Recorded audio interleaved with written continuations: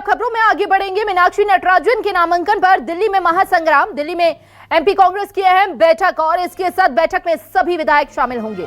कांग्रेस ने राष्ट्रपति से मिलने का वक्त मांगा है। राष्ट्रपति से समय नहीं मिला तो कांग्रेस करेगी पैदल मार्च। 24 अकबर रोड पर जुटेंगे कांग्रेस विधायक।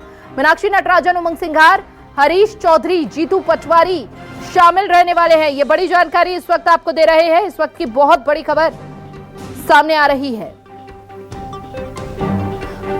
जहां कांग्रेस ने राष्ट्रपति से मुलाकात के लिए समय मांगा है और मीनाक्षी नटराजन के नामांकन पर दिल्ली में महासंग्राम।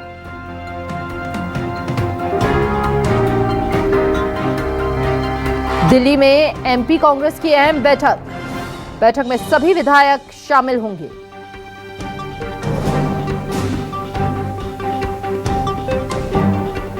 कांग्रेस ने राष्ट्रपति से मिलने का वक्त मांगा है। बड़ी जानकारी इस वक्त आपको दे रहे हैं।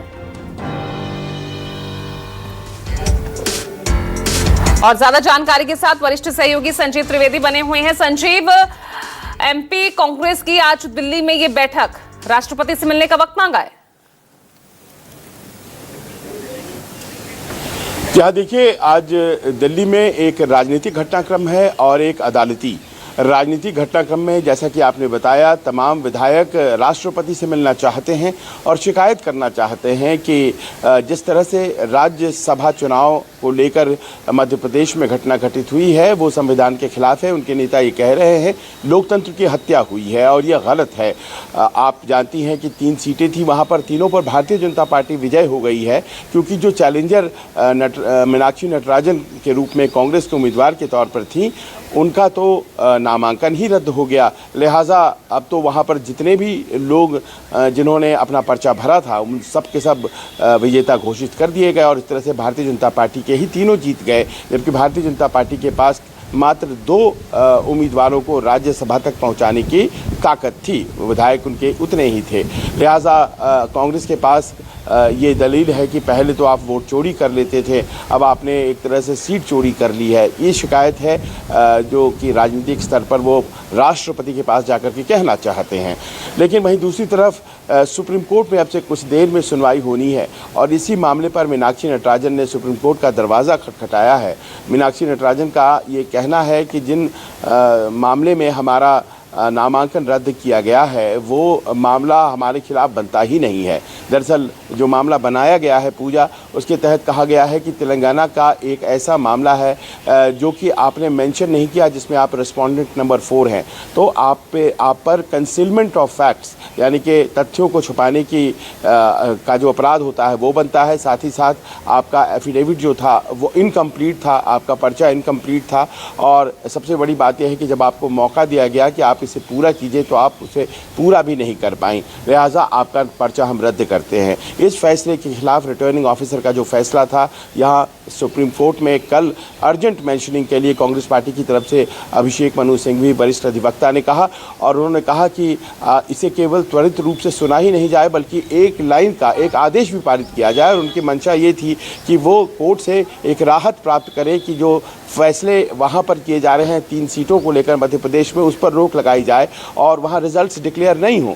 लेकिन इस तरह की राहत सुप्रीम कोर्ट ने कल नहीं दी और वो वहाँ 3 नतीजे जो थे वो डिक्लेयर हो गए। अमूमन अदालतें जो कंटिन्यूइंग होती हैं इलेक्टोरल प्रोसेस, उसमें दखल नहीं दिया करती है, लेकिन इस बात पर विचार जरूर करेगी कि जो रिटर्निंग ऑफिसर ने फैसला लिया है कि उनका नामांकन खारिज कर दिया गया है वो तर्क संगत है या नहीं। अब से कुछ देर बाद इस मामले पर सुनवाई होनी है। पूजा, बिल्कुल नजर रहेगी कि अदालत इस मामले में क्या फैसला सुनाती है, क्या आदेश पारित करती है। लेकिन मौजूदा स्थिति में जिस तरह से कांग्रेस इस मुद्दे को उठा रही है, एमपी से सभी विधायक उठकर यहां दिल्ली आ गए हैं, यहां बैठक कर रहे हैं, अपनी बात रख रहे हैं, कितना मजबूत लग रहा है संजीव इनका पक्ष? भाई सीट तो हाथ से निकल गई।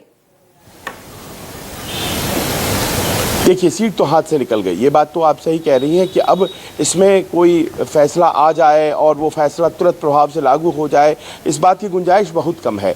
जो एक बार चुनाव में सीट निकल जाती है वो निकल ही जाती है, बाद में मान लीजिए आप सही भी साबित हो जाते हैं तो उसका क्या। लेकिन ये ज़रूर है कि इस एक मुद्दे ने पूरे मध्य प्रदेश कांग्रेस को आंदोलित कर दिया है और वो तमाम विधायक, इस वक्त उनकी संख्या 62 है, वो सब के सब इस बात को लेकर आहत हैं और उन्हें ये लग रहा है कि अगर आज की तारीख में कुछ नहीं किया गया तो अगले साल जो चुनाव होने वाले हैं, माफ़ करें 2028 में जो चुनाव होने वाले हैं, उस वक्त हमारी विधायकी की सीटें भी कुछ इसी तरह से हमसे छीन ली जाएंगी। तो ये बहुत ज़रूरी हो गया है कि जो इलेक्टोरल प्रोसेस है, जो चुनावी प्रक्रिया है, अब तो उसके ऊपर आघात हो रहा है, तो हम पहले उसको ये सुनिश्चित करें कि वो तरीके से हो पाए, वरना कोई पॉइंट निकाल करके हमारा पर्चा खारिज कर दिया जाएगा और पता चला हमें पार्टी ने टिकट दे दिया है लेकिन हम रेस में इसीलिए नहीं है क्योंकि पर्चा कोई नुक्स निकाल करके क्लियर कर दिया गया। तो वंस एंड फॉर ऑल ये बात सुनिश्चित करना बहुत ज़रूरी है और यही लड़ाई कानूनी रूप से भी लड़ी जा रही है, राजनीतिक रूप से भी लड़ी जा रही है कि आखिर किन परिस्थितियों में आप पर्चा खारिज कर सकते हैं और परीक्षा खारिज कर सकते हैं अगर, तो आपको मौका देना है कि नहीं देना है उस उम्मीदवार को जिसने पर्चा भरा है कि आप अपने पर्चे को करेक्ट कर लें या फिर आप सीधे सीधे पर्चा ही खारिज कर देंगे। तो ये तमाम ऐसे प्रश्न हैं जो कि आशंकाओं के तौर पर इस वक्त वो तमाम विधायकों के मन में है जो दिल्ली पहुँचे हैं और उन्हें लगता है कि जो प्रोसेस का पार्ट है, जो प्रक्रिया का पार्ट है, उसे सुनिश्चित होना बहुत ज़रूरी हो गया है और इसमें सुप्रीम कोर्ट के दखल की भी ज़रूरत है, इसमें राष्ट्रपति के भी दखल की ज़रूरत है। मुझे बताया गया है कि इस पूरे मसले को आने वाले दिनों में जब सत्र चलेगा, मानसून सत्र संसद का, उस वक्त भी पुरजोर तरीके से उठाया जाएगा और ये मांग की जाएगी कि आप इस तरह से खारिज करके सीट को आप जो छीन लेते हैं, ये संभव नहीं है क्योंकि संविधान इस बात की इजाज़त नहीं देता। अब कितना सफल हो पाती है हंगामा खड़ा करने में कांग्रेस, देखते हैं कितनी सफलता यहाँ कांग्रेस को मिलती है। बहुत बहुत शुक्रिया आपका संजय।